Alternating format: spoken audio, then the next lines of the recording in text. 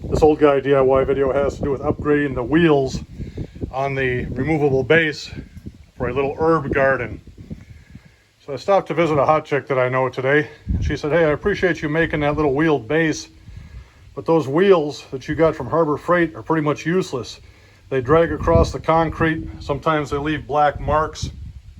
Is there something better you can do? So first I went to Amazon and it looked like $24 for a set of 2-inch wheels. Then I thought, hey, I've got an old crappy office chair in the garage. I can just pull the casters from the office chair, because that thing's rated for about 250 pounds, and I'll put the casters on here instead of using this setup. I ended up drilling a 7/16 hole, and basically I held the caster in position knowing that the corner of the herb bed was going to be right here. So I guessed as to where to put it. The first impression is that this thing rolls around and does great. So with the casters from an office chair on it, it's happy, she's happy. The cost was $0.